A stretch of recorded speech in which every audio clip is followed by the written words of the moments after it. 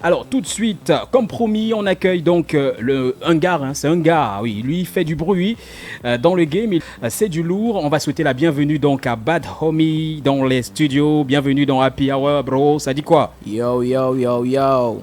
Thank you, my man Dixon. Merci. Je dis aussi bienvenue à tout le monde qui écoute. Je ne suis pas le seul bienvenu. Bienvenue to everybody. Welcome into the Badlands. Tout à fait. Alors on rentre direct dans le vif, si tu le veux bien, hein. On parle Camer 2.0. Et d'ailleurs, c'est quoi l'idée derrière ce titre-là? Qu'est-ce que tu veux raconter avec ce projet? D'accord. Parlons de Camer 2.0, en fait, je le prépare depuis 4 ans. Ok.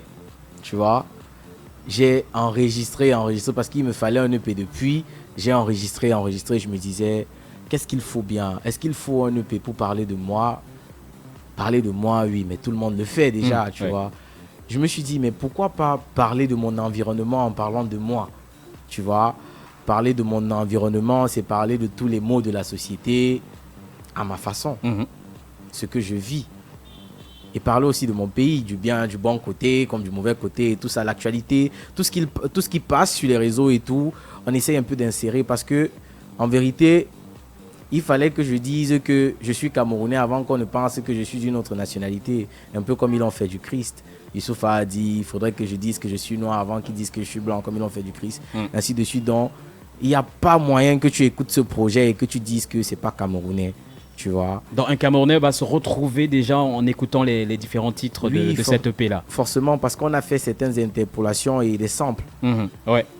Et des sons pour ceux qui ont eu l'exclu comme toi, ils comprennent déjà que oui, il y a beaucoup d'émotions. Quand tu écoutes ça, tu dis, mais à l'époque, quand le grand frère chantait ça, aïe, aïe, aïe, aïe, aïe, ça me plaît. En fait, c'est cette émotion-là que j'ai voulu faire renaître en ma manière, tu vois. Et c'est un mot de Camer 2.0. Un mot de Camer 2.0, typiquement. Mais on ne saurait mener cet entretien sans parler évidemment de ta rencontre avec le label La Communauté Urbaine.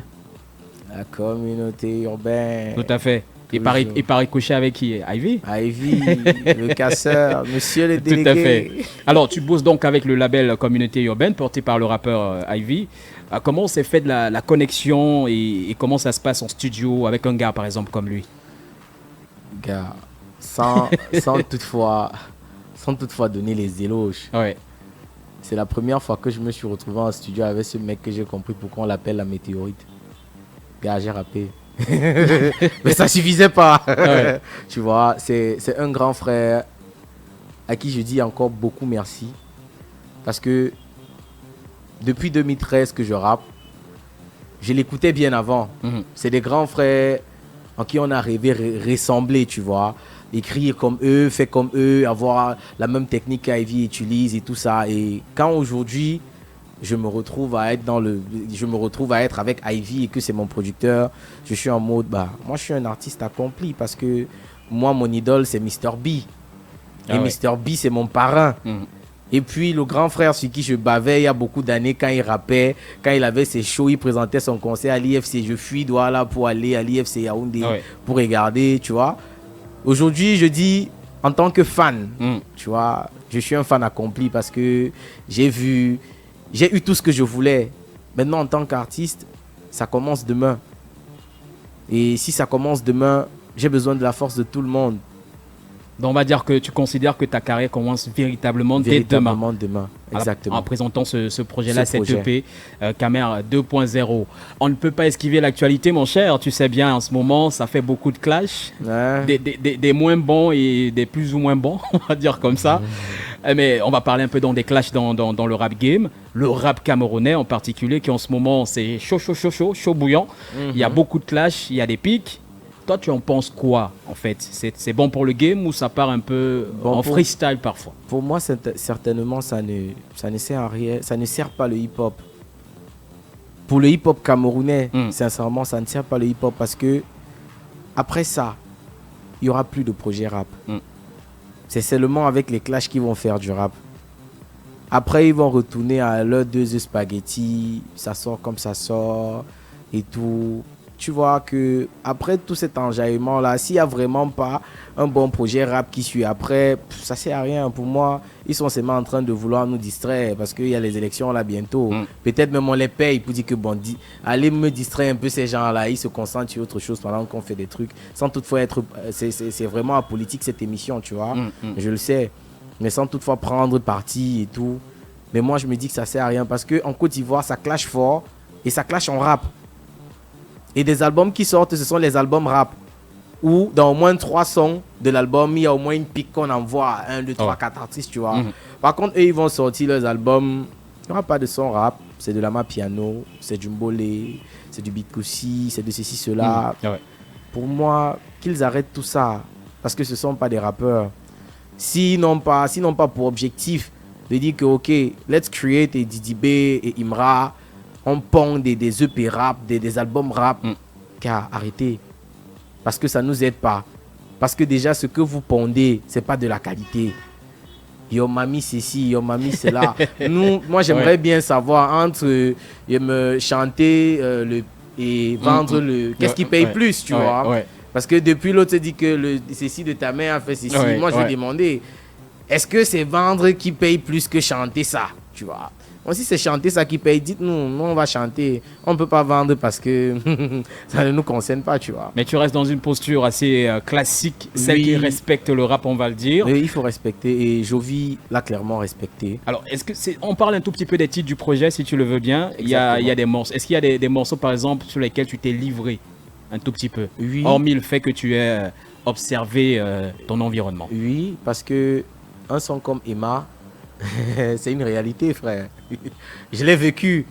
Pas parce que le grand frère Copo l'avait déjà chanté, mais je l'ai vécu. Pour la petite histoire, je ne fais pas que la musique, tu vois. Puis je travaille dans une entreprise de la place. On nous a envoyés en mission au nord. On allait faire quelques petits repérages. Et puis on a dit, bon, on ne rentre pas directement à Douala, vu qu'on a 2 jours de congé. Pourquoi pas s'arrêter à Yaoundé et tout ça, tu vois, on en profite un peu. Arrivé à Yaoundé, on arrive là, je suis avec 2, 3, 4 collègues. On est logé quelque part sans faire de publicité et tout. Puis j'arrive dans un coin, gars, je découvre une fille vraiment... Waouh. J'ai pas ma langue dans la poche, non, man. Je suis un petit garçon là, bien beau, bien mignon. T'as placé le mot. J'ai un peu quelque chose dans la pose, donc je place le mot. Elle adhère, elle me dit une fois que, gars, tu es d'abord mon gars, mon genre, donc... Et je ne sais même pas ce que tu veux dire que tu veux payer là. Si après la beauté, si là, et tu fais bien, on peut gérer comme ça. Il dit que bon, moi, il ne veut pas moi les affaires, que tu vas me caler au coup mieux. Je décharge ici et puis on s'arrête là. Puis je découvre ce que j'ai découvert dans le son. Les gens vont comprendre pourquoi j'explique l'histoire. Et dans le son, c'est pas exactement ce qui s'est passé, mais je surfe un peu sur mon vécu et je raconte la vérité. Alors là, on rappelle, c'est quoi, 5 titres? C'est 5 titres. Qu'on retrouve dans le projet. Exactement. Et là, tu parlais de l'un des titres, donc Emma. Alors Emma, en solo ou en collaboration? Non, c'est en solo. En solo. Donc c'est le seul titre sur lequel tu es tout seul, quoi. Je suis seul sur 2 projets, mais sauf que le deuxième où je suis seul, il y a quelqu'un qui fait le refrain. Et c'est quelqu'un à qui je passe un vrai gros big up. Au rock des Berry Boys. On fonctionne, nous, c'est les pépites du moment, tu vois. Je passe un vrai big up à ce gars parce que, gars, il est très talentueux. On aura le temps de le découvrir d'ailleurs dans ce projet-là. Donc, exactement. Parce qu'il y a un son où je suis encore avec lui en featuring. Et c'est lequel d'ailleurs? Comme ça. Comme ça. Ouais. Le petit instant quiz avant de terminer notre entretien avec Ça se passe ici. Je te pose des questions et tu réponds au feeling. Hein. Voilà. Donc sans trop de complications. Alors, je te mets dans une situation. Ok. Le beatmaker avec qui tu pourrais faire un album entier les yeux fermés, ce serait qui? Salatiel. Salatiel. Non, attends. Le producteur plutôt Salatiel, mais le beatmaker c'est Jovi. Jovi. Les yeux fermés, tu lui fais confiance, Entièrement. D'accord. Alors, ton top 3 rappeurs camerounais actuels? Top 3 de rappeurs camerounais. Gars, actuels, ceux qui sont à tendance présentement. Actuels. Gars, c'est compliqué. Gars, il y a Chapat, il y a King Arthur et MC Max. D'accord, bien noté. Si tu devais faire un feat avec un artiste international demain, ce serait qui? Youssoupha, le lyriciste bantou. Alors, est-ce que tu serais capable de faire un freestyle en 5 secondes? Tu rimes avec Kamer. Oh là là. Ok, peut-être. On va essayer. En 5 secondes. Ouais. Les rimes avec Kamer. Ouais. Ok, on va le faire. Kamer, c'est ma terre-mère. Et je la regarde. Autour de moi, il y a beaucoup de mères. Je parle pas de mère, mais de mairie. Et je marie. Mais là, Kamer 2.0 sort demain. Venez tous le 25 mai. Kamer. Voilà. Tranquille. Alors, le son que tu écoutes un peu régulièrement, mais que beaucoup de gens ne connaissent pas. Le son que j'écoute régulièrement, c'est Marionnettiste de Mr. B. D'accord. Marionnettiste de Mr. B. Bien noté, bien enregistré. Et ton mot pour décrire Kamer 2.0, en un seul mot, Kamer 2.0, tu le décrirais comment? Kamer 2.0 est tout simplement artistique. Artistique. Ouais. Voilà. De la cover jusqu'au son. Parce que, je vais juste t'expliquer, dans Kamer 2.0, on ne retrouve pas que des sonorités rap. Ouais. Il y a le mbolé, il y a le makossa, il y a la siko, il y a le makouné. Assez riche. C'est assez riche. On rappelle sur les réseaux. The Bad Homie partout. D-T-H-E-8, Bad, B-A-D-8, Homie, H-O-M-I-E.